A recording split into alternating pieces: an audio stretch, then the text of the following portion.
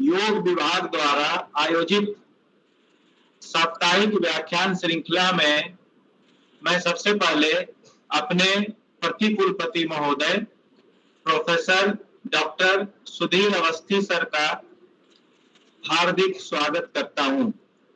Sir हमेशा से ही हम लोगों के मार्गदर्शक बने रहे हैं और हम लोगों को बहुत सपोर्ट करते हैं और उनकी मार्गदर्शन में हम लोग सारा प्रोग्राम करते हैं। इसके लिए हम सर का बहुत बहुत स्वागत करते हैं और धन्यवाद भी देते हैं। आज के मुख्य वक्ता डॉक्टर सूर्यकांत जी का भी मैं बहुत स्वागत करता हूं, जो कि प्रोफेसर एंड हेड है department of respiratory medicine, king George medical university के। ये नेशनल वाइस चेयरमैन भी हैं IMA AMS के। ये पास्ट में प्रेसिडेंट भी रहे हैं बहुत सारी सोसाइटीज का, जैसे Indian chest society, national college of chest physician, Indian college of allergy, asthma and applied immunology, medical science section of Indian science congress association. He is also serving as chairman UP State Task Force for TB elimination। Sir यहाँ पे मैं एक बात आपको और बताना चाहता हूँ कि हम लोगों ने भी इस साल अपने प्रतिकुलपति महोदय और कुलपति महोदय के मार्गदर्शन में 100 बच्चों को टीबी एलिमिनेशन के लिए गोद लेने का कार्यक्रम 24 को किया था और छत्रपति साहू जी महाराज को 100 बच्चे जो हैं वो अलॉट भी कर दिए गए हैं डॉट ऑफिसर के द्वारा। सर के बहुत सारे पब्लिकेशंस हैं। इन्होंने लगभग 18 बुक, 63 चैप्टर और इनके रिसर्च पब्लिकेशन जो है 400 से ज्यादा हैं। He is having fellowship in 19 subjects, orations of 11 और इनके 2 पेटेंट भी हैं जो USA के हैं। सर कम्युनिटी में भी पार्टिसिपेशन करते हैं और जो कि लगभग 20 NGO से ज्यादा के थ्रू ये जुड़े हुए हैं। इसलिए मैं सर का हार्दिक अभिनंदन करता हूं इस प्रोग्राम में शिरकत करने के लिए। आगे मैं धन्यवाद करना चाहता हूं डॉक्टर नंदलाल जिज्ञासी जी का, जो कि बलराम हॉस्पिटल से हैं और हमारे प्रोग्राम में जुड़े हुए हैं। मैं धन्यवाद करना चाहता हूं इस संस्थान के assistant director doctor Munish Rastogi ji का भी, जिनके बिना इस प्रोग्राम को संभव बनाना ही मुश्किल है। वो हमारे हर कार्य में हमारे साथ रहते हैं और जितना भी कार्य हम करते हैं उसमें वो बराबर के भागीदार रहते हैं। अब मैं समय न गवाते हुए अपने समन्वयक, इस कार्यक्रम के समन्वयक डॉक्टर रामकिशोर जी का धन्यवाद करता हूं कि उन्होंने इस प्रोग्राम को ऑर्गेनाइज कराने का बीड़ा उठाया है और साप्ताहिक हर सप्ताह इस प्रोग्राम को ऑर्गेनाइज करते हैं। और इस सप्ताह अपने साथ डॉक्टर सूर्यकांत त्रिपाठी जी, जो कि इतने अच्छे वक्ता है और सर का हम लोगों ने भी बहुत नाम सुना है और बहुत दिन से इंतजार कर रहे थे कि सर का जब आज भाषण होगा, सर जब अपना वक्तव्य देंगे तो हम लोग सुनेंगे। तो आगे मैं रामकिशोर जी से आग्रह करता हूं कि प्रोग्राम को आगे बढ़ाएं। धन्यवाद।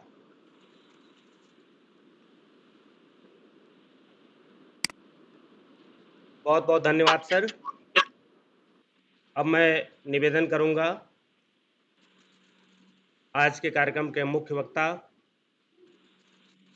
डॉक्टर सूर्यकांत त्रिपाठी सर का, कि सर अपने वक्तव्य से हम सबको लाभान्वित करें। आज का जो विषय है पल्मोनरी रोग और इनका यौगिक प्रबंधन, इस विषय पर सर मार्गदर्शन देने की कृपा करें। आदरणीय डॉक्टर सूर्यकांत त्रिपाठी सर।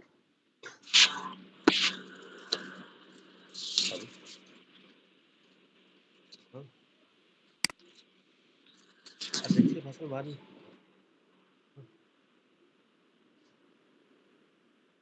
अच्छा, ठीक है, तो अभी बोल।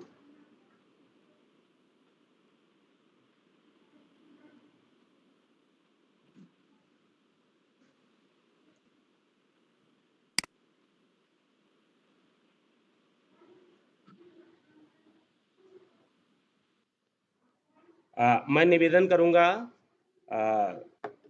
आज के कार्यक्रम के अध्यक्ष महोदय से, प्रोबीसी सर से, कि सर तब तक के 2 शब्द आज के व्याख्यान के संदर्भ में कहने की कृपा करें। तब तक सर जुड़ रहे हैं।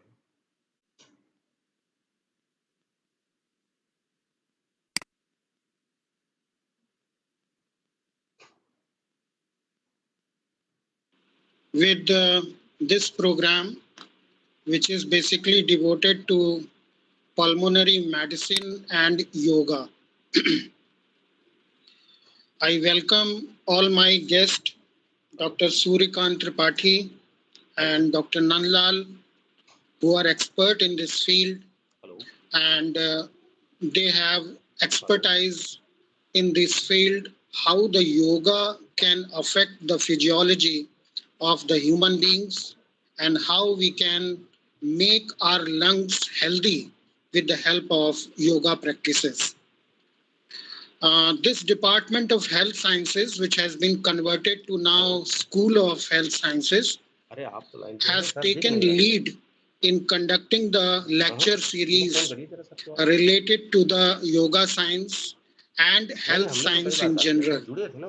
I must congratulate the director, Dr. Digvijay Sharma, and Deputy Director, Dr. Rastogi, for conducting such a nice lecture series.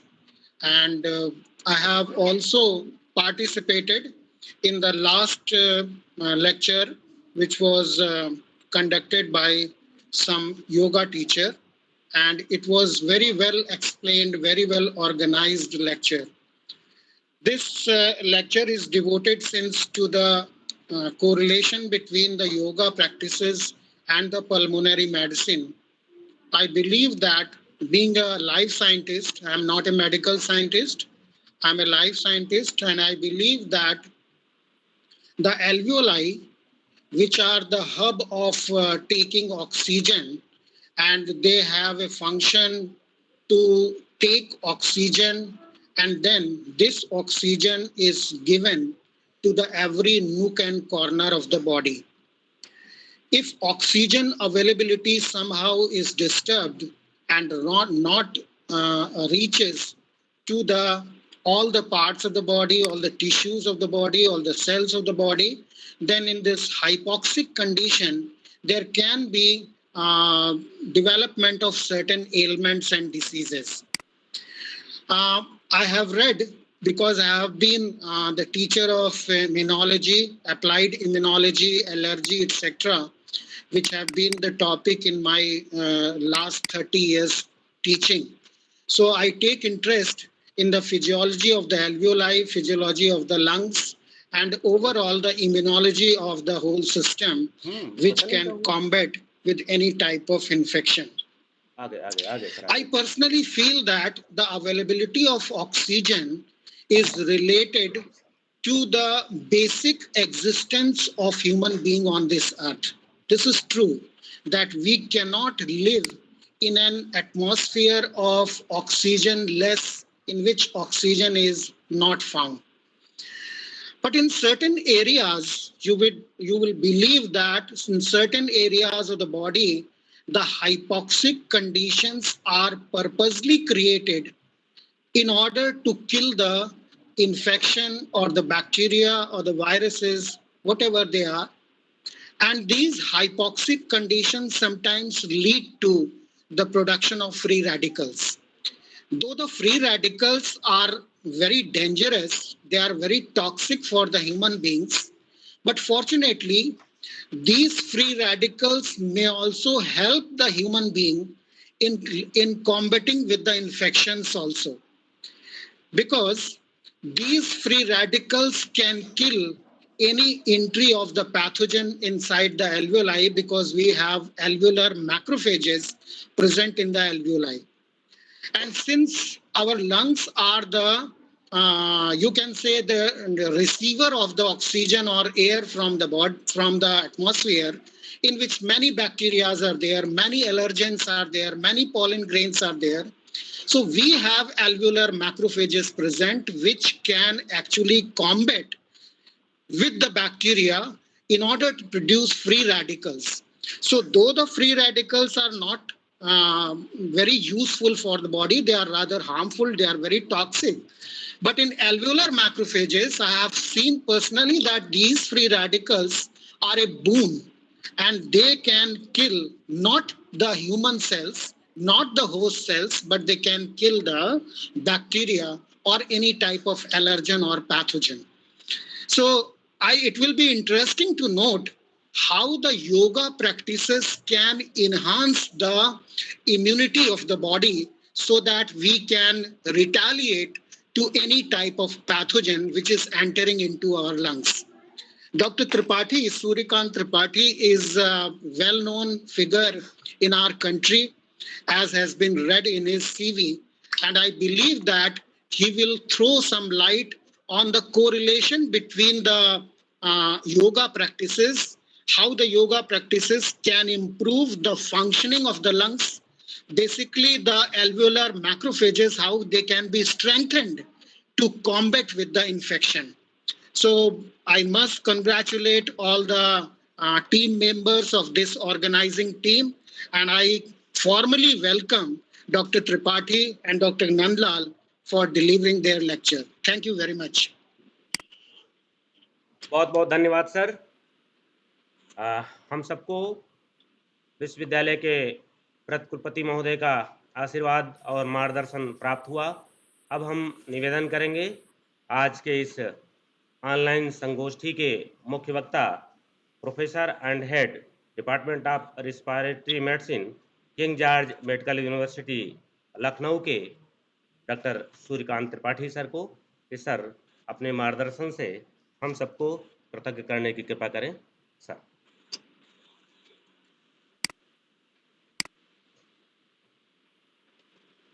Hello, मेरी आवाज आ रही है? यस सर, है सर, आपकी आवाज आ रही सर, बहुत अच्छी आ रही।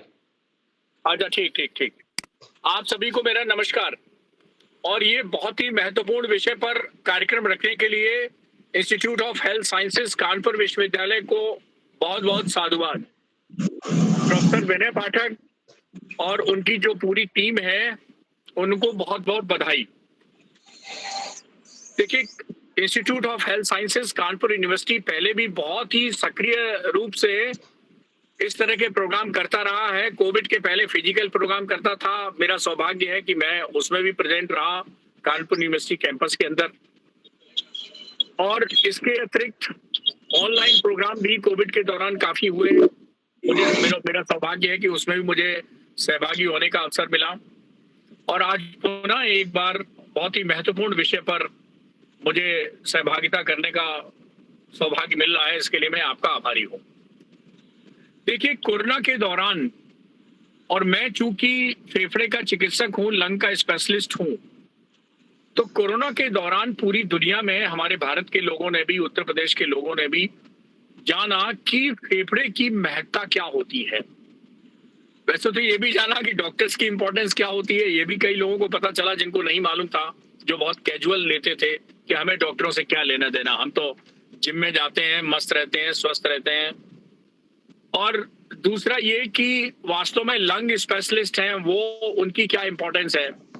और तीसरा ये कि जो मेडिकल एडवांसमेंट हुआ है, आईसीयू है, वेंटिलेटर थेरेपी है, इसकी कितनी उपयोगिता है। मैं दूसरी चीज पे आता हूं कि केवल कोरोना ही नहीं है, बहुत सारे ऐसी गंभीर बीमारियां हैं जो फेफड़े पे काफी गंभीर रूप से हमला करती हैं। उनमें देखिए, कोरोना कम हो जाने के बाद जो अब सरकार का पूरा प्राथमिकता है वो है ट्यूबरकुलोसिस जैसी बीमारी पर, क्योंकि कोरोना की तरह टीबी भी संक्रामक रोग है और उसी तरह फैलता है जिस तरह से कोरोना फैलता है।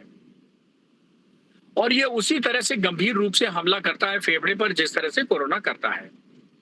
कोरोना के दौरान हमने 3-4 चीजें बहुत अच्छी सीखी। एक हमने सीखा कि इम्यूनिटी क्या होती है। इससे पहले कोई लोग इम्यूनिटी की बात नहीं करते थे, और जब इम्यूनिटी की बात सीखी तो उन्होंने आयुष को जाना, क्योंकि इम्यूनिटी जो है उसकी बात करना, खान पान की बात करना, लाइफ स्टाइल की बात करना, जीवन शैली की बात करना, थोड़ा योग और प्राणायाम की बात करना, ये आयुष के अंदर आता है। योगा और दूसरी जो हमारी आयुर्वेद और दूसरी चिकित्सा पद्धतियां हैं उनके अंदर आता है, जिनको हम ज्वाइंटली आयुष डिपार्टमेंट कहते हैं। तो आयुष के बारे में लोगों ने जाना, लोगों ने इम्यूनिटी के बारे में जाना, लोगों ने योग और प्राणायाम के बारे में जाना, लोगों ने सब्जियां खाने के महत्व को पहचाना, लोगों ने फल खाने के इस महत्व को समझाना। इसके पहले क्या था, हमारी जो पूरी खासतौर पर बच्चे और युवा पीढ़ी है पूरी तरह से फास्ट फूड की तरफ आकर्षित थी, और फास्ट फूड ही उनके लिए पैशन था, उनके लिए अट्रैक्शन था। और कोई बात करे कि भाई फल खाओ, हरी सब्जियां खाओ, तो लोग अजीब वो गरीब नजरों से देखते थे। अब ये जो हम लोगों ने जाना इस दौरान, उस दौरान जानने के बाद और जो फायदा उठाया है, ये आपके जीवन में आगे भी काम आने वाला है। मैं आपको बता दूं कि टीबी और निमोनिया जैसी बीमारी भी संक्रामक रोग हैं। जिस तरह से कोरोना फैलता है खांसने और छींकने से, उस तरह से टीबी और निमोनिया भी फैलते हैं। और जिस तरह से हम लोगों ने जाना कि जिनकी इम्यूनिटी कमजोर है, कोरोना उन पे ज्यादा हमला करेगा, गंभीर हमला करेगा, उसी तरह जिन लोग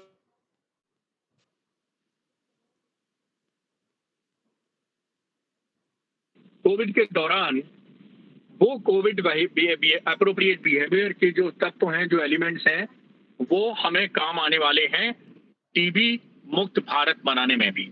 मैं आपको बता दूं कि 13 मार्च 2018 को भारत के प्रधानमंत्री ने ये घोषणा की है कि 2025 तक भारत को हम टीबी मुक्त बनाएंगे। और बीच में 2 साल कोरोना में निकल गए, अब केवल 3 साल बाकी हैं भारत को टीबी मुक्त बनाने के लिए। टीबी वास्तव में बहुत गंभीर बीमारी है। आपने देखा होगा कोरोना में जब जनवरी 2020 में WHO ने कहा कि कोरोना जो है वो ग्लोबल हेल्थ इमरजेंसी है, तो हमको बता दूं कि टीबी को 1993 में, यानी आज से 29 साल पहले कहा गया कि ये ग्लोबल हेल्थ इमरजेंसी है। और ये दुनिया के इतिहास में, विश्व स्वास्थ्य संगठन के इतिहास में अभी भी ग्लोबल हेल्थ इमरजेंसी के रूप में जारी है। मैं टीबी की बात क्यों कर रहा हूं? क्योंकि ये भारत के प्रधानमंत्री ने घोषणा कर रखी है कि 2025 तक भारत को हमें टीबी मुक्त करना है। और टीबी 80% जो हमारे देश में केसेस होते हैं, टीबी के जो रोगी होते हैं, वो फेफड़े के टीबी के ही होते हैं। हालांकि टीबी सिर से लेके पैर तक किसी भी अंग की हो सकती है। क्योंकि मुख्यतः टीबी फेफड़े को अफेक्ट करती है, और आज आपने फेफड़े का ही विषय रखा है, तो फेफड़े को कैसे मजबूत रखें कि हम कोरोना से भी बचते रहें, हम निमोनिया से भी बचते रहें, और हम टीबी से भी बचते रहें। और क्या योग और प्राणायाम ऐसी हैं जो इसमें सहायक हो सकती है? जी हाँ, मैं एलोपैथी का चिकित्सक हूं, लेकिन मैं आज एलोपैथी की बात नहीं करूंगा, वो तो है ही है। एक चीज मैं डिस्क्लेमर जरूर दे दूं कि टीबी का इलाज जो है वो सिर्फ एलोपैथी यानी मॉडर्न मेडिसिन में ही है। किसी को ये क्लेम करने की जरूरत नहीं है, जो भी लोग इसमें जुड़े हैं, कि टीबी को मैं होम्योपैथी से ठीक कर दूंगा, या आयुर्वेद से ठीक कर दूंगा, या योगा से ठीक कर दूंगा, या नेचुरोपैथी से ठीक कर दूंगा। ये बिल्कुल गलत अवधारणा है। और हाँ, आगे चल के अगर आप प्रमाणित कर देंगे तो मैं भी मान जाऊंगा, मैं भी एक को प्रिस्क्रिप्शन के रूप में इसको लिखने पड़ूंगा। लेकिन टीबी ना हो, निमोनिया ना हो, कोरोना ना हो, तो आपकी फेफड़ा कैसे मजबूत हो, ये जरूर आयुष के माध्यम से किया जा सकता है। ये जरूर योग और प्राणायाम के बाद। मैं आपको बता दूं कि देश प्रदेश के जितने भी, मैं नाम नहीं लूंगा, जितने वीआईपी होम्योपैथी, बड़े होम्योपैथी और आयुर्वेद के डॉक्टर हैं, यूनानी के डॉक्टर हैं, या योगा चिकित्सक हैं, उनके घर में या परिवार में या जानने वाले को जब टीबी हो जाती है तो वो डॉक्टर सूर्यकांत से ही इलाज कराने आते हैं, अपनी पद्धति से इलाज नहीं करते हैं। तो ये हम सब लोगों को सुन लेना चाहिए कि अगर टीबी हो जाएगी, अब जैसे गोली लग जाएगी तो आपको ट्रॉमा सेंटर में ही जाना पड़ेगा, तो उस समय योग करके आप गोली को थोड़ी निकाल लेंगे। इसी तरह प्राणायाम करके थोड़ी गोली को निकाल लेंगे, या आयुर्वेद के काढ़े से गोली थोड़ी निकल जाएगी। इस तरह से जब टीबी हो जाएगी तो हमें मॉडर्न सिस्टम ऑफ मेडिसिन का ही इलाज कराना पड़ेगा, और शर्तिया इलाज है, 100% क्यूरेबल डिजीज है। दुर्भाग्य से लोग क्या करते हैं कि 1-2 महीने टीबी का इलाज करते हैं, बीच में छोड़ देते हैं, जिससे उनकी सिंपल टीबी जो है वो डिफिकल्ट टीबी में यानी एमडीआर टीबी में बदल जाती है। तो कृपया ऐसे न आए और किसी बहकावे में या छलावे में या किसी गलत धारणा के तहत ये ना सोच लें कि किसी अन्य पद्धति से भी टीबी को ठीक किया जा सकता। हाँ, अब हम बात करेंगे कि फेफड़ा इतना मजबूत कैसे बना लें कि टीबी होए ही ना, निमोनिया होने ही ना पाए, कोरोना होने ही ना पाए। तो आपके फेफड़े को मजबूत करने की क्या तरीका है? मैं आपको छोटा सा उदाहरण देता हूं। आपने देखा होगा सलमान खान, अक्षय कुमार, ये सब अपनी बॉडी बिल्डिंग करते हैं और आपको उसमें टीवी में और फिल्मों में दिखाते हैं कि देखिए ये कितनी अच्छी मेरी बाइसेप्स हैं, ट्राइसेप्स हैं, जिम जाके इन्होंने बनाई है। अब मैं आपको बता दूं कि ये जैसे जिम जाने से आप बाइसेप्स ट्राइसेप्स मसल को आप मजबूत कर सकते हैं, उसी तरह से आप रेस्पिरेटरी एक्सरसाइजेज यानी प्राणायाम करके आप रेस्पिरेटरी मसल्स को मजबूत कर सकते हैं। तो हम रेस्पिरेटरी एक्सरसाइजेज करते हैं और आप जो है इसको प्राणायाम कहते हैं। दोनों में थोड़ा बहुत बस फर्क है, ज्यादा फर्क नहीं है। फर्क पद्धति का है, फर्क थोड़ी मेथोडोलॉजी का है, लेकिन दोनों का उद्देश्य एक ही है। हम कहते हैं डीप ब्रीदिंग एक्सरसाइज करिए तो आपकी जो रेस्पिरेटरी मसल्स हैं जैसे डायफ्राम है, इंटरकॉस्टल मसल्स हैं, ये मजबूत हो जाएंगी। ये मजबूत रहेंगी तो आपका फेफड़ा मजबूत रहेगा, और फेफड़ा मजबूत रहेगा। अक्सर आपने देखा होगा कि जब आपका मरीज किसी बीमारी से गंभीर हो जाता है तो कहते हैं आईसीयू में एडमिट कर दीजिए, फिर थोड़े देर बाद डॉक्टर कहता है कि भाई बहुत सीरियस है, इसको हम वेंटिलेटर पर रखेंगे, क्योंकि इसकी जो वेंटिलेटरी मसल्स हैं उनकी फटीग हो गई है, यानी रेस्पिरेटरी मसल्स जो है वो कमजोर हो गई हैं, उनकी फटीग हो गई है, यानी वो थक गई हैं। अब थक क्यों गई हैं? क्योंकि मजबूत नहीं थी, इसलिए जल्दी थक गई। तो हम कैसे वेंटिलेटरी मसल्स, रेस्पिरेटरी मसल्स को मजबूत बना सकते हैं? जी हाँ, हम प्राणायाम के द्वारा या रेस्पिरेटरी एक्सरसाइज मसल्स की एक्सरसाइज के द्वारा या वेंटिलेटरी मसल्स की एक्सरसाइज या द्वारा या डीप ब्रीदिंग एक्सरसाइज के द्वारा हम अपनी रेस्पिरेटरी मसल्स का स्टेमिना उसी तरह बढ़ा सकते हैं जिस तरह से जिम जाने में बाइसेप्स या ट्राइसेप्स मसल का स्टेमिना बढ़ाया जा सकता है, बॉडी बिल्डिंग की जा सकती है। तो अगर हम नियमित रूप से प्राणायाम करते हैं, मैं कहता हूं बहुत बिल्कुल नहीं, केवल अगर आप 5 मिनट का ही प्राणायाम करते हैं तो आप अपनी, लेकिन नियमित रूप से करिए तो आप अपनी जो रेस्पिरेटरी मसल्स हैं, वेंटिलेटरी मसल्स हैं, उनको स्ट्रांग बनाएंगे, उनका स्टेमिना बढ़ाएंगे। और गलती से हो सकता दुर्भाग्य से आपको कोई गंभीर बीमारी हो जाए, आप आईसीयू में एडमिट हो जाए, लेकिन गारंटी है आपको वेंटिलेटर की जरूरत नहीं पड़ेगी।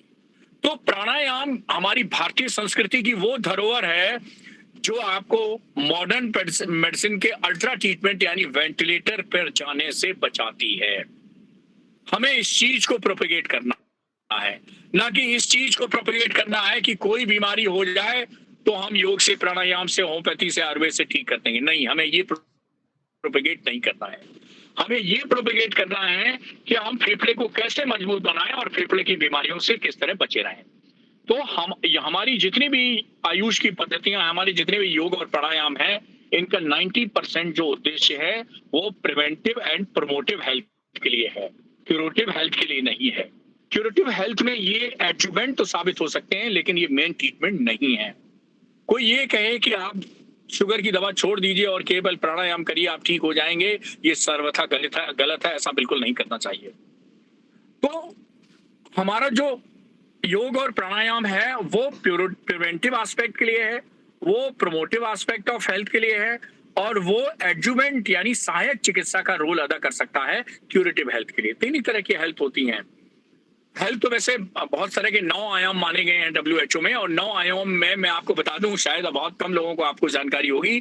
जी हाँ, ये WHO कहता है कि 9 डायमेंशंस ऑफ हेल्थ में एक डायमेंशन स्पिरिचुअल हेल्थ भी होता है। लेकिन मुख्यतः जो हम MBBS छात्रों को पढ़ाते हैं या पब्लिक डोमेन में बताते हैं, वो 3 तरह की हेल्थ बताते हैं। वो एक प्रिवेंटिव हेल्थ है, एक प्रोमोटिव हेल्थ है और एक क्यूरेटिव हेल्थ है। क्यूरेटिव हेल्थ में योग और प्राणायाम का सहायक रोल है, केवल एडजुवेंट थेरेपी दी जा सकती है। उससे कभी क्लेम मत करिए, किसी भी योगा टीचर को मैं नहीं कहूंगा, गलती से ये मत कहिएगा। और जिस दिन कहेंगे हमारी आपकी दोस्ती बहुत पुरानी है लेकिन दुश्मनी बदलते देर नहीं लगती, मैं आपका दुश्मन हो जाऊंगा अगर आपने कहा कि योगा से हम ये क्योर कर देंगे, शब्द क्योर, शर्तिया कर देंगे, शर्तिया दवा छुड़वा देंगे, ये कृपया ऐसी शब्दावली का प्रयोग ना करें। और हाँ ठीक है, डायबिटीज के अर्ली फेज में आपने डाइट भी रेस्ट्रिक्ट करा दी, एक्सरसाइज भी दे दी और योग प्राणायाम भी दे दिए, तो उसको रिवर्सल किया जा सकता है। ये सख्त है, तो मॉडर्न मेडिसिन में भी लिखा है कि इनिशियल स्टेज में केवल डाइट और एक्सरसाइज से ही डायबिटीज को कंट्रोल किया जा सकता है। लेकिन अब हम तो लखनऊ के अंदर बोर्ड देखे हैं कि साहब इंसुलिन हम छुड़वा देंगे। अरे भाई, इंसुलिन कहाँ से छूट जाएगा? तो ऐसी चीजें मत करिए। तो क्योंकि हमारी इससे क्रेडेंशियल खराब होते हैं, हमारी रेपुटेशन खराब होती है, लोग हंसते हैं। आपकी पब्लिक डोमेन में भी और मेडिकल डोमेन में भी, दोनों में छवि खराब होती है, इसलिए अपनी छवि मत खराब करिए। आप कहिए हम सहयोगी चिकित्सक हैं, आपके सहयोगी चिकित्सा कर सकते हैं। अब प्रिवेंटिव और प्रोमोटिव हेल्थ के बीच लिए हम आपको फेफड़े को कैसे मजबूत करें, इसलिए प्राणायाम क्यों और किस तरह से उपयोगी है। अब देखिए, नॉर्मली हम जो सांस लेते हैं, मैं आपको बता दूं कि हमारे जीवन की शुरुआत होती है पहले सांस से, हमारे जीवन का अंत होता है अंतिम सांस से, और इन्हीं सांसों के बीच में और सांसों के कारण ही हमारा जीवन चलता है। इसलिए ऑक्सीजन को कहा गया है प्राणवायु। प्राणवायु है तो प्राण है, प्राणवायु जिस दिन नहीं होगी उस दिन प्राण नहीं बचेंगे, ये जान लीजिए। तो ये प्राणवायु हमें कहां से मिलती है? ये प्राणवायु हमें वातावरण से मिलती है। वातावरण में कहां से आती है? पेड़ पौधों से आती है। इसीलिए पेड़ पौधों का हमें सम्मान करना चाहिए।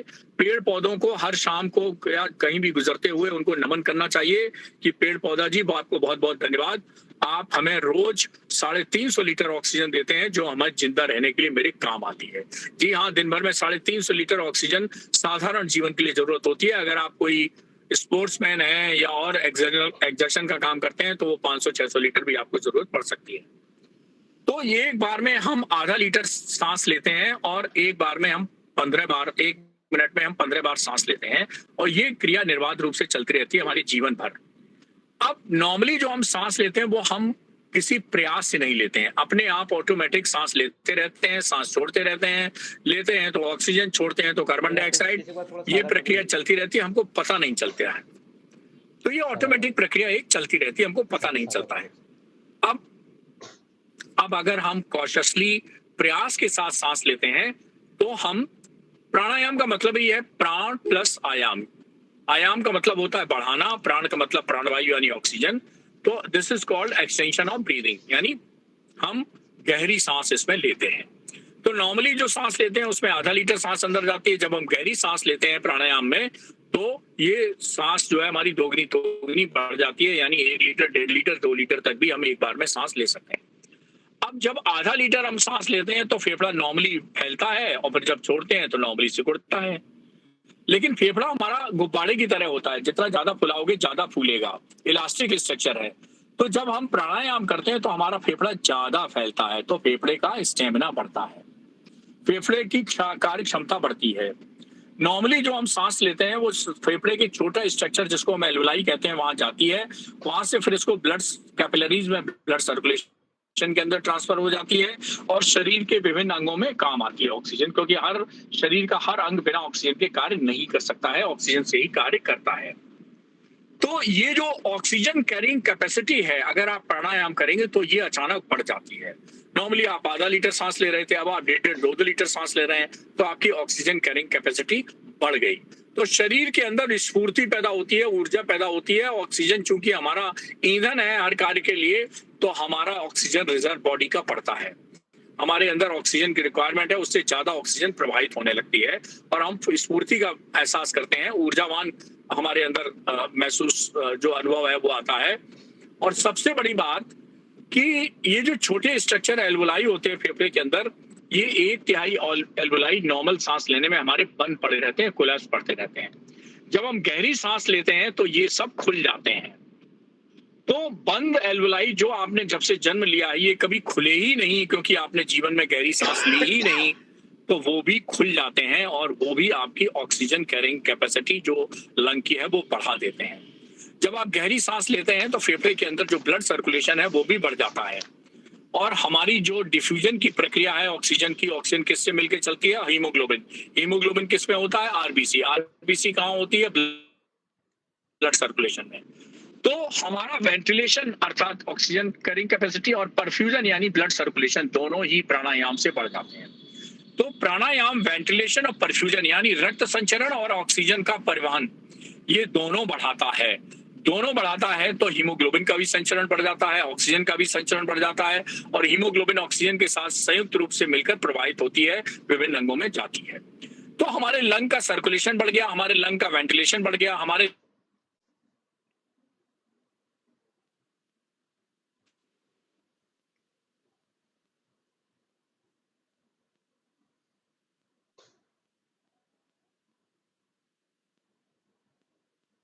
जो मुख्य प्रक्रिया है। अब देखिए सांस कितनी प्रक्रिया है, आप सोचिए, कहते हैं कि हम साहब खाने के लिए जीते हैं। अरे खाना, बिना खाना के आप 3 हफ्ते तक जिंदा रह सकते हैं, आपकी मौत नहीं होगी 3 हफ्ते तक। पानी भी ना मिले 3 दिन तो आप बिना पानी के भी 3 दिन रह सकते हैं।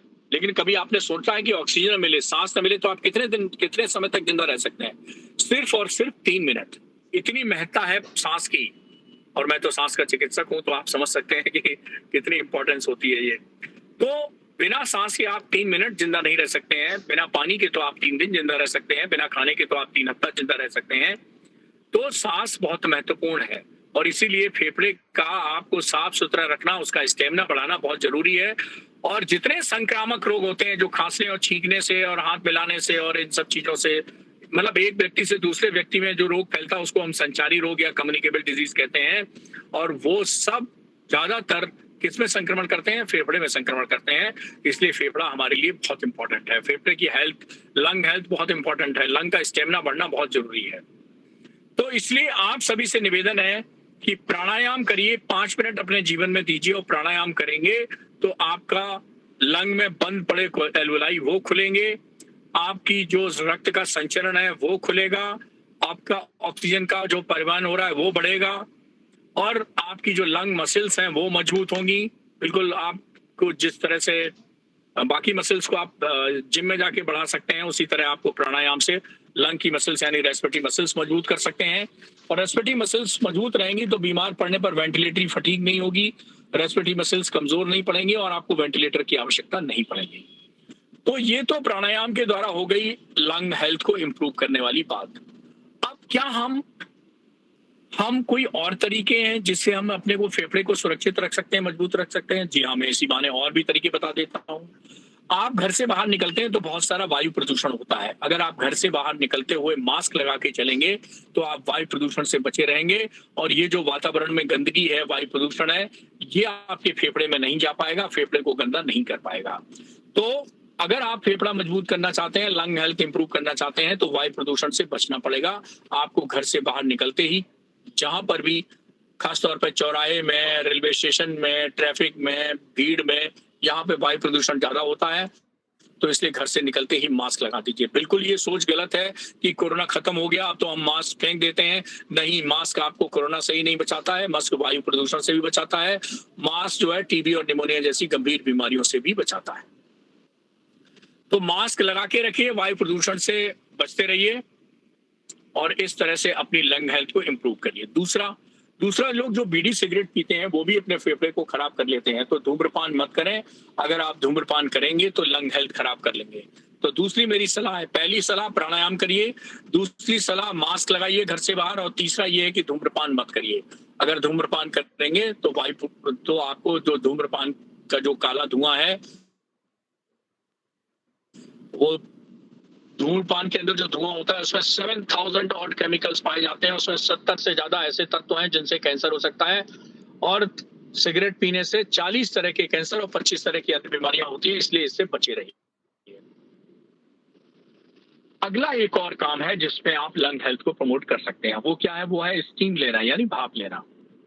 अगर मैं कहूं कि सुबह और शाम 2 विकल्प हैं आपको स्टीम लेने से, तो कौन सी अच्छी है? तो मैं कहूंगा शाम की अच्छी है। दिन भर आप बाहर रहते हैं, वायु प्रदूषण और दुनिया भर के धूल धुआं गर्दा से एक्सपोज रहते हैं, शाम को आइए, भाप लीजिए 5 मिनट, और भाप लेके आप देखेंगे कि जो सांस की नलियों के अंदर धूल धुआं गर्दा जम गया था वो सब साफ हो जाता है। थोड़ी बहुत सांस की नलियों में सूजन आ गई है, वो सूजन भी कंट्रोल हो जाती है। थोड़ा बहुत गाढ़ा बलगम अगर किसी को जम गया है तो पिघल के पतला हो जाता है, आसानी से निकल जाता है। तो भाप लेने के 3 फायदे होते हैं। एक, सांस की नलियों में सूजन है उसमें आराम मिलेगा। 2, आपकी जो गंदगी जमा हो गई है उसकी सफाई हो जाएगी। और तीसरा, आपको जो गाढ़ा बलगम है वो पतला हो जाएगा, पतला आसानी से निकल जाता है। तो इन 3 फायदे जो हैं वो लंग हेल्थ के लिए वो उठाइए आप भाप का। भाप के बारे में एक मेरा वर्ड ऑफ क्वेश्चन है, वो ये है, जनरली लोग क्या समझते हैं भाप को कि जैसे ब्यूटी पार्लर में भाप दी जाती है पूरे चेहरे पे। जी नहीं, चेहरे पे आपको भाप देने नहीं है, आपको तो भाप को फेफड़े में पहुंचाना है। तो कृपया वो जो तौलिया डाल के और चादरा डाल के भाप ली जाती है वो एकदम गलत है। वो भाप बिल्कुल आप नहीं ले पाएंगे, अप्रैल मई जून में तो बिल्कुल नहीं ले पाएंगे, इतनी गर्मी होती है। और ये भाप आपकी 90% फेस पे चली जाती है, चेहरे पे भाप नहीं लेनी है, हमें भाप को फेफड़े के अंदर पहुंचाना है। तो बहुत सरल उपाय है, या तो वो स्टीम इनहेलर ले लीजिए जो नाक और मुंह को ढक के भाप देता है, या आप घर में मम्मी जिसमें चाय बनाती हैं, आंटी जिसमें चाय, दीदी जिसमें चाय बनाती हैं, उस भगोने में पानी उबालिए और पानी जब उबलने लगे तो एक पापा जो अखबार पढ़ते हैं उस अखबार को वैसे मोड़िए जैसे चने बेचने वाले मोड़ लेते हैं, और उसका जो कौन टाइप का बन जाएगा उल्टा हिस्सा भगोने पर रखिए, उसमें से भाप उठेगी, और पतले वाले ऊपर हिस्से से एकदम गोल नहीं है तो कैंची से काट के गोल कर लीजिए, ऊपर से भाप निकलेगी, और जब ऊपर से भाप निकले तो मुंह से उसको आहिस्ता आहिस्ता अंदर खींचिए। इस तरह से भाप लीजिए बिल्कुल। 5 मिनट प्राणायाम, 5 मिनट भाप, 10 मिनट अपने लंग हेल्थ को दे दीजिए। आपको फेफड़े की बीमारी नहीं होगी, आपका फेफड़ा मजबूत रहेगा। आपको कोई भी डॉक्टर के पास जाने की जरूरत पड़ जाए, डॉक्टर सूर्यकांत या किसी चेस्ट रोग विशेषज्ञ के पास नहीं जाना पड़ेगा। तो इन नटशेल हम कह सकते हैं कि जो फेफड़ा है या जो सांस है उसका महत्व बहुत ज्यादा। मैंने बताया कि 3 मिनट आपके जीवन में अगर सांस न मिले तो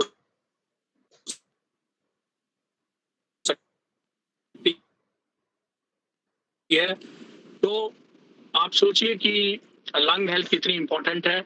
इसलिए फेफड़े को 5 मिनट स्टीम इनहेलेशन, 5 मिनट प्राणायाम, सिगरेट बीड़ी नहीं पीना, वायु प्रदूषण से बचना, मास्क का इस्तेमाल करते रहिए। घर से बाहर निकलने पर बीमारियां हैं, गंभीर बीमारियां जैसे कोरोना है, टीबी है, निमोनिया, उनसे बचेंगे, वायु प्रदूषण से बचेंगे और स्वस्थ रहेंगे, स्फूर्तिवान रहेंगे, ऊर्जावान रहेंगे।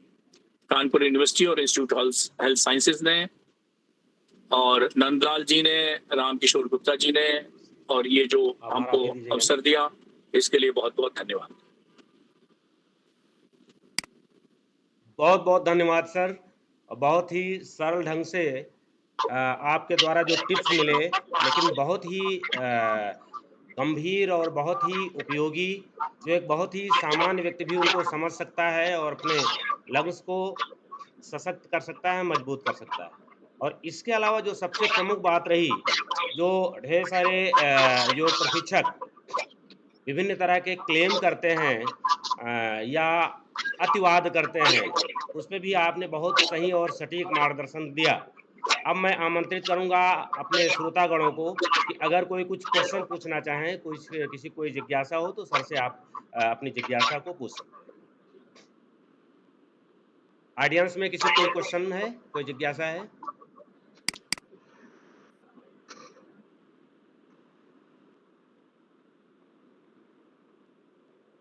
जी सर। हाँ पूछिए पूछिए कुसुम जी। सर हमें क्वेश्चन सर कि इंसुलिन अगर किसी की नहीं छूट सकती है, अगर किसी को शुगर बहुत ज्यादा है, अगर किसी की छूट गई तो?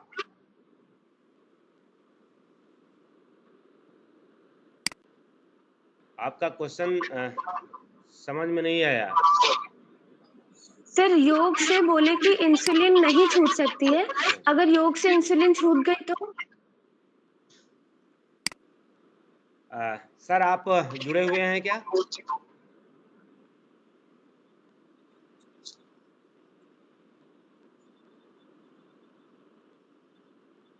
शायद सर एक श्रोता क्वेश्चन पूछ रही हैं कि क्या योग से आपने कहा कि इंसुलिन नहीं छूट सकती है, तो क्या अगर छूट गई तो क्या ऐसा करिए, कुछ पूछ रहे हैं क्वेश्चन, मैं भी ठीक से समझ नहीं पाया। सर अगर योग से इंसुलिन छूट गई तो आप क्या कहेंगे, या हम लोगों को क्या चाहिए इसमें?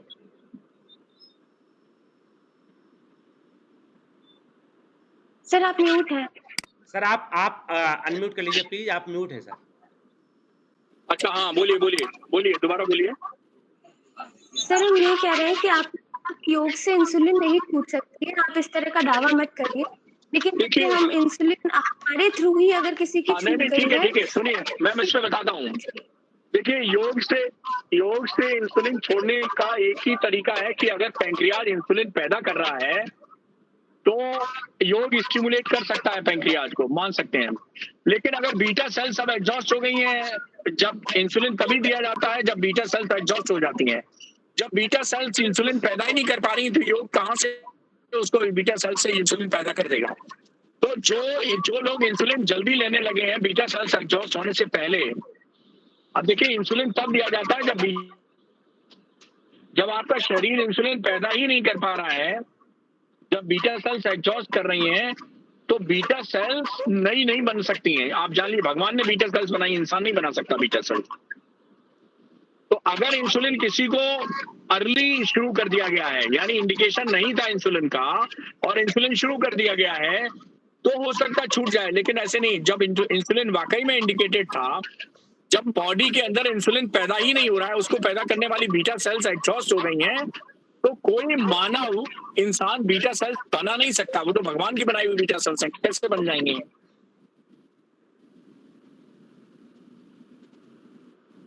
हाँ सर, वो और अगर कोई इंसुलिन ऐसा क्लेम करता है तो मुझसे, अगर कोई ऐसा क्लेम करता है कि हम इंसुलिन छुड़वा देंगे, तो मेरे अनुसार इंसुलिन जो पेशेंट रखे हुए हैं वो 10 ले और 10 में से एक का भी छुड़वा देगा तो मैं मान जाऊंगा कि हाँ छूट जाता है इंसुलिन। अपने नहीं, जो अपने आपने छुड़ा दिया उनको नहीं माना जाएगा। हम सिलेक्ट करेंगे अपनी मेथोडोलॉजी से, और हमारे जो रिकमेंडेड पेशेंट होंगे उनका 10 में से एक भी छुड़ा दीजिए तो हम मान जाएंगे। ठीक, आप छुड़ा सकते हो तो आइए मेरे साथ बैठिए, मैं आपको बताऊंगा। बहुत बहुत धन्यवाद सर, बहुत सटीक बात सर ने कही है। सर का ये कहना है कि अगर बीटा सेल ने इंसुलिन बनाना बंद कर दिया है, तब किसी कीमत पे इंसुलिन जो है वो नहीं छुड़ाई जा सकती है।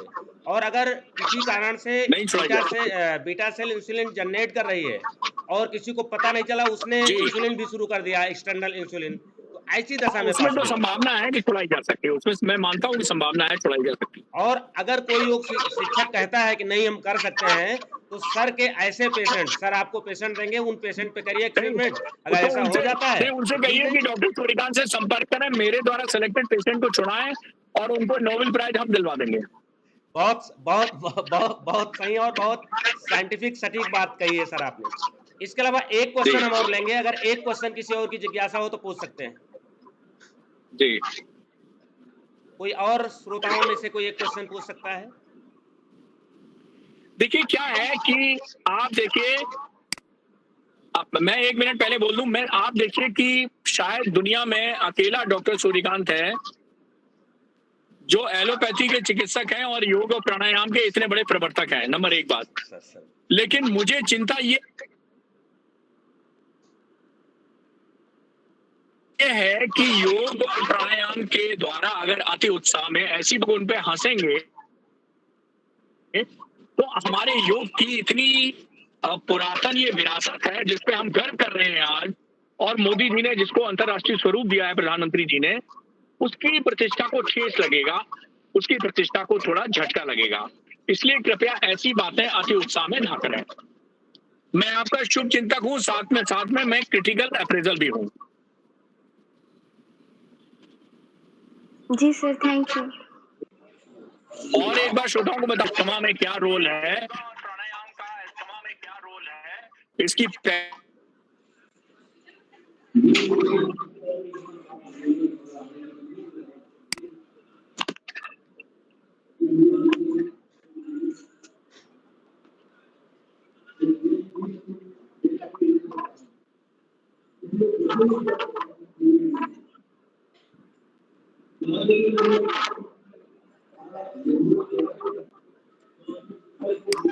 आपकी आवाज नहीं आ रही सर।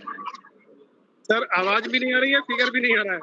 हाँ शायद सर शायद रास्ते में है, इसलिए कुछ आज से 17 साल पहले डिप्लोमा किया हुआ है। सर बहुत ही अच्छा और जनोपयोगी इंफॉर्मेशन हम सब लोगों को दिया। मैं आज 2 कार्यक्रम कर रहा हूँ, कार्यक्रम कंट्रोल में चल रहा है, यहाँ सेमिनार है और जो है मैं जुड़ नहीं पाया, फिर भी सर बहुत अच्छा इंफॉर्मेशन हम लोगों के लिए, बच्चों के लिए, पूरे समाज के लिए उपयोगी रहा। ऑनलाइन एक्टिविटी को कैसे इम्प्रूव किया जाए नेचुरल तरीके से, और आपने बताया कि मैंने तो पहले ही PGNYS कर रखा है और चाहता हूँ कि लोग योग अधिक लाभ उठाएं। बहुत बहुत धन्यवाद।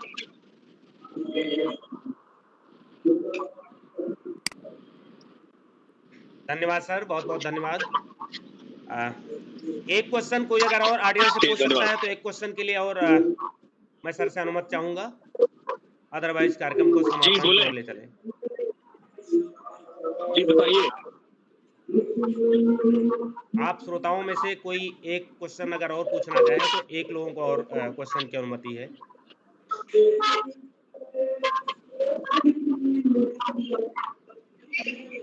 चलिए कार्यक्रम को समापन की ओर ले चलते हैं। अब हम निवेदन करेंगे अपने संस्थान के डायरेक्टर महोदय डॉक्टर दिग्विजय शर्मा सर से कि आज के मुख्य वक्ता और तमाम श्रोतागणों को आभार प्रकट करते हुए आज के कार्यक्रम को समापन की ओर ले चले। आदरणीय डॉक्टर दिग्विजय शर्मा सर। आज के कार्यक्रम के संरक्षक माननीय प्रोफेसर विनय कुमार पाठक जी का धन्यवाद करता हूं, जिनकी प्रेरणा से हम लोग ये प्रोग्राम कराते हैं। मैं सबसे पहले उनका आभार व्यक्त करता हूं। आज के कार्यक्रम के अध्यक्ष कानपुर विश्वविद्यालय के प्रति कुलपति प्रोफेसर डॉक्टर सुधीर कुमार अवस्थी जी का आभार व्यक्त करता हूं। डॉक्टर सूर्यकांत त्रिपाठी जी का मैं आभार व्यक्त करता हूं, जिन्होंने बहुत सरल शब्दों में और बहुत आसान शब्दों में, जो कि एक लेमैन भी समझ सके कि पल्मोनरी रोग और उसका प्रबंधन क्या है, और उन्होंने स्टूडेंट्स के जो छात्र हैं उनके जो प्रॉब्लम्स थे, जो उनके क्वेश्चंस थे, उनका भी निवारण किया। उसके लिए मैं उनको धन्यवाद देता हूं। मैं डॉक्टर नंदलाल जिज्ञासु जी का भी आभार व्यक्त करता हूं, जो कि इतने व्यस्त होने के बावजूद एक साथ में दो प्रोग्राम में जुड़े और हम लोगों का मनोबल बढ़ाया। मैं अपने assistant director doctor Munish Rastogi ji का आभार व्यक्त करता हूं। मैं अपने सारे फैकल्टी मेंबर्स जो इस प्रोग्राम से जुड़े रहे और जिन्होंने इन प्रोग्राम को सफल बनाने में सहयोग दिया, उनका भी आभार व्यक्त करता हूं। और लास्ट में मैं अपने सारे स्टूडेंट्स और अन्य श्रोतागण जो इस प्रोग्राम से जुड़े रहे हैं, उनको भी आभार व्यक्त करता हूं। और सबसे अंत में डॉक्टर रामकिशोर जी, जिनके कारण ये प्रोग्राम संपन्न कराया जा रहा है, उनका भी आभार व्यक्त करता हूं। धन्यवाद रामकिशोर जी। अब मैं रामकिशोर जी का आग्रह करूंगा कि प्रोग्राम का समापन की घोषणा करने की कृपा करें। बहुत बहुत धन्यवाद सर। अब आज के कार्यक्रम के अध्यक्ष महोदय की अनुमति अनुसार कार्यक्रम के समापन की घोषणा की जाती है। सभी को बहुत बहुत धन्यवाद, बहुत बहुत साधुवाद। अगले सप्ताह के लिए पुनः तैयार रहेगा। अगले सप्ताह को जो व्याख्यान है वह देव संस्कृति विश्वविद्यालय के विभागाध्यक्ष डॉक्टर सुरेश बनवाल जी का होना है। उनकी बस तिथि का निर्धारण करना है, बाकी उनकी अनुमति अगले सप्ताह के लिए मिल गई है। तो अगले सप्ताह के लिए आप लोग तैयार रहिएगा। आपको जो भी जानकारी है वो व्हाट्सएप के माध्यम से मिल जाएगी।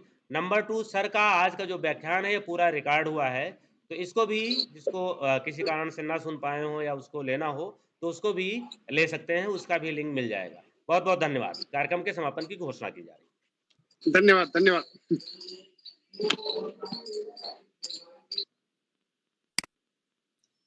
प्रणाम सर। कार्यक्रम समाप्त करो।